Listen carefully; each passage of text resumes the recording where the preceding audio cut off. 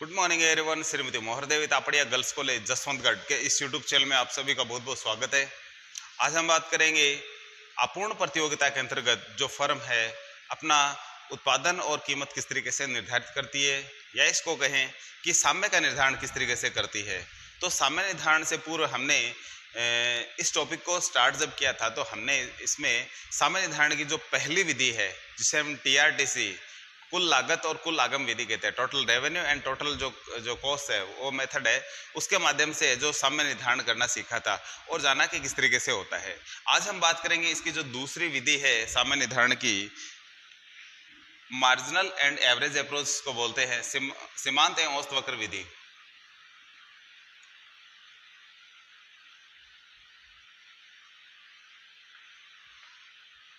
अपूर्ण प्रतियोगिता, इसको एकाधिकारात्मक या एकाधिकृत प्रतियोगिता भी कहते हैं।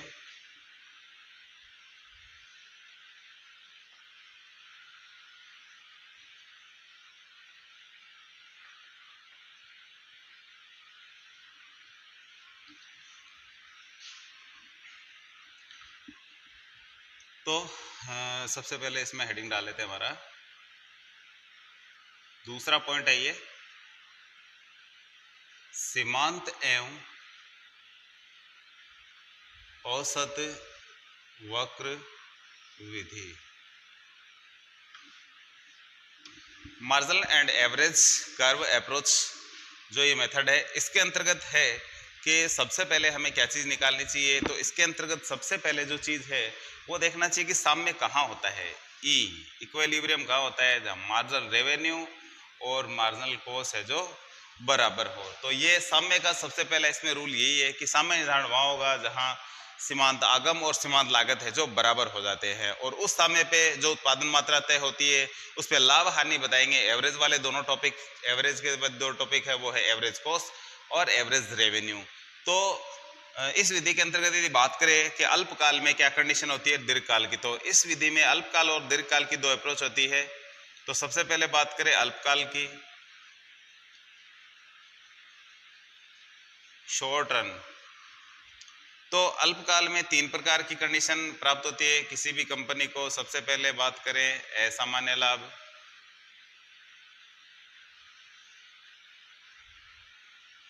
दूसरा होता है सामान्य लाभ,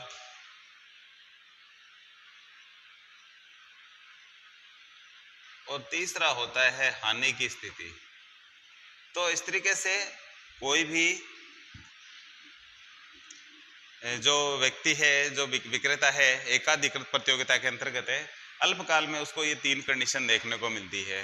रीजन वही होता है जैसे कि एकाधिकार में हमने बताया था आपको कि इसमें एवरेज कॉस्ट कम होती है एवरेज रेवेन्यू से। तो इसका मतलब AR ज़्यादा होता है, एवरेज रेवेन्यू ज़्यादा होगी SC से। तो इसका ही रीज़न होता है AR ग्रेटर देन SC। इसमें होता है SC इक्वल AR, यानी एवरेज कॉस्ट और एवरेज रेवेन्यू दोनों बराबर होते हैं। इसमें SC ज़्यादा हो जाती है तब लॉस होता है, नहीं एवरेज कॉस्ट अधिक हो जाएगी एवरेज रेवेन्यू से। इसलिए क्या है कि फर्म है जो हानि उठानी स्टार्ट हो जाती हो कर देती है। तो इस तरीके से इसके तीन ये जो मुख्य कारण है।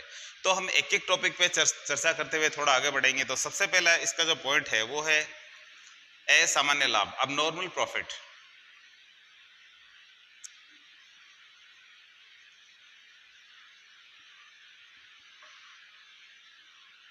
अब नॉर्मल प्रॉफिट जो अप्रोच है उसमें क्या होता है, जैसे कि हमने लिखा है कि फर्म की जो औसत जो आगम है, एवरेज रेवेन्यू है, वो एवरेज कॉस्ट से अधिक होती है। रेवेन्यू ज़्यादा होगी और कॉस्ट है जो कम होगी, इसलिए कोई भी फर्म है जो असामान्य लाभ की स्थिति में होती है।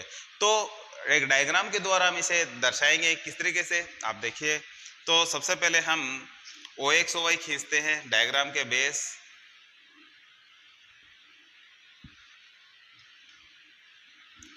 इसमें हमने OX अक्ष खींचा है और OY अक्ष खींचा है। तो दोनों अक्ष खींचने के बाद में सबसे पहले अक्ष है जो थोड़ा सा डायग्राम अच्छा बनाएंगे, तो उसके लिए थोड़ा सा स्पेस चाहिए और दोबारा से बना लेते हैं इसको।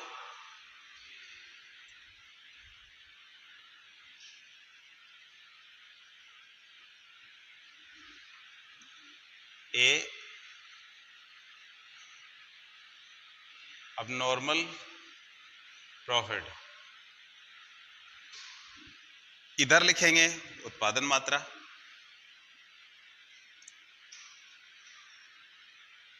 ये मात्रा वो है जो विक्रय के लिए जानी है, और इधर लिखेंगे कीमत, आगम और लागत। सबसे पहले हम खींचते हैं यहां AR और नीचे की ओर खींचेंगे MR। AR MR वक्र है जो इस तरीके से बाएं से दाएं ओर गिरती हुई स्थिति में दर्शाए जाते हैं, AR और MR। अब यहां हम खींचते हैं लागत वक्र यानी ACMC को। हमने लास्ट वीडियो में इनके बारे में डिस्कस किया था किस आकार के होते हैं। यदि हमें अतिरिक्त लाभ करना है तो जो रेवेन्यू अभी हमने लिखा था कि इसका कारण क्या होता है कि AR ज्यादा होता है किससे, AC से, तो इसलिए ये अतिरिक्त लाभ होता है। तो ये AC को कम करेंगे इससे, तो AC को नीचे से काटेंगे, AC को कहीं से भी आप अपनी इच्छा से काट सकते हो नीचे से।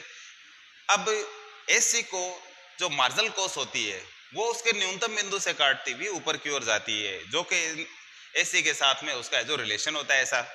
तो इसका न्यूनतम बिंदु देखिए कहाँ बना है, इसका न्यूनतम बिंदु लगभग यहाँ बना है, ठीक है। तो हम यहाँ काटेंगे, ये न्यूनतम बिंदु होता है, यहाँ से गिरनी स्टार्ट हुई, गिरती गिरती गिरती यहाँ तक गिरी, इसके बाद वापस बढ़नी स्टार्ट हो गई। तो हम क्या करते हैं, यहीं से जो मार्जिनल कॉस्ट है इसको काटते हुए इस तरीके से दिखाएंगे। तो ये मार्जिनल कॉस्ट हो गई। अब आप देखेंगे कि फर्म का साम्य कहाँ होता है, तो साम्य हमने थोड़ी देर पहले लिखा था, इक्विलिब्रियम कहाँ होता है, जहाँ मार्जिनल रेवेन्यू और मार्जिनल कॉस्ट बराबर हो। तो अब यहाँ देखेंगे हम डैश डैश करके हमने जो बनाया मार्जिनल रेवेन्यू और मार्जिनल कॉस्ट के जो डायग्राम है ये कहाँ बराबर हो रहे हैं, तो ये यहाँ बराबर होते हैं। तो ये नीचे मिलाते हैं, ये जहाँ बराबर होते हैं वहाँ इक्विलिब्रियम होगा। ये क्वांटिटी तय कर दी है इस इक्विलिब्रियम ने, इस क्वांटिटी पे लाभ होगा या हानि होगी वो तय करेगा एवरेज कॉस्ट और एवरेज रेवेन्यू है उसका अंतर। तो यहाँ देखते हैं कि इस उत्पादन स्तर पे कितनी लागत लग रही है और कितना हमें आगम प्राप्त हो रहा है। यहाँ से ऊपर चलते हैं तो सबसे पहले यहाँ टच होता है AC के टच होते हैं, इधर मिलाते हैं, इसको नाम दे दिया S, इसको नाम देते हैं यहाँ T। AC को टच करने के बाद में थोड़ा और ऊपर चलते हैं सीधा AR तक, जहाँ टच किया इधर मिला देते हैं, इसका नाम देते हैं R और यहाँ नाम देते हैं P। ये रेवेन्यू कर होता है, यहाँ प्राइस तय होता है, ठीक है। AR जो कर होता है वहां से ये प्राइस तय होगा, क्योंकि ये एकाधिकार की तरह इसके गुण होते हैं, इसलिए ये इसकी कंडीशन ऐसी होती है। अब इसमें आप देख के बता सकते हो कि उस उत्पादन स्तर पे कितनी लागत है और कितनी आगम है। यदि देखें इसके लागत की तो ये AC जहाँ टच कर रही है तो Q से लेके T तक, QT है जो क्या है लागत लग रही है, और रेवेन्यू कितनी मिल रही है Q से लेके R, यानी जहाँ रेवेन्यू कर्व टच कर रहा है रेवेन्यू, इतनी रेवेन्यू मिल रही है और इतनी है जो लागत लग रही है। इतनी रेवेन्यू में ज्यादा मिल रही है T से R के रूप में, तो इसलिए अतिरिक्त लाभ हो रहा है हमें। तो रेवेन्यू ज्यादा है किससे, कॉस्ट से, तो यही रीजन होता है इसमें अब नॉर्मल प्रॉफिट होने का। तो अब इसको थोड़ा सा डिस्क्राइब किस तरीके से करते हैं तो उस पर और डिस्कस कर ले। तो सबसे पहले जब भी डायग्राम की बात आती है OX अक्ष पे हमने क्या दर्शाया है, OY पे हमने क्या दर्शाया है उसको लिखना चाहिए। फिर उसके बाद में AR MR क्या है ये लिखना चाहिए, SCMC क्या है ये लिखना चाहिए, E क्या है उसके बारे में लिखना चाहिए। फिर लिखते हैं अतिरिक्त जो लाभ हो रहा है क्यों हो रहा है, तो सबसे पहले इन्हीं को लिख देते हैं। OX क्या लिखना चाहिए, उत्पादन मात्रा को दर्शाया गया है। OY पे क्या लिखेंगे, इधर लिखेंगे कीमत आगम और लागत को दर्शाया, यहाँ लिखेंगे कीमत आगम और लागत को दर्शाया गया है। AR MR जो है यहाँ लिखेंगे फर्म के आगम वक्र, रेवेन्यू कर्व है तो लिखेंगे फर्म के आगम वक्र है। SCMC इनके आगे लिखेंगे फर्म के लागत वक्र है। E के बारे में क्या लिखेंगे, E लिखेंगे E साम्य है, जहां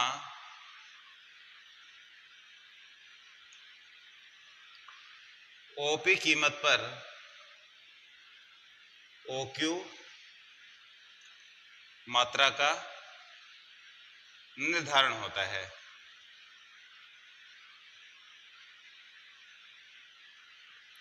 तो सामने में ये दिखाते हैं हम कि OP कीमत पर OQ मात्रा का है जो निर्धारण होता है।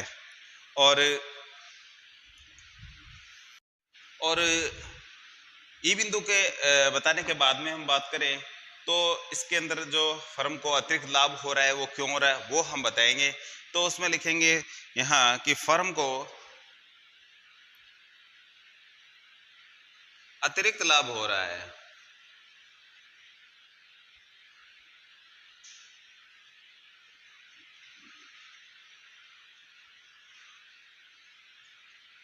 क्योंकि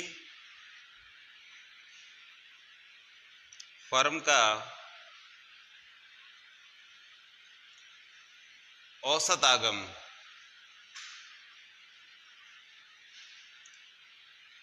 औसत लागत से अधिक है।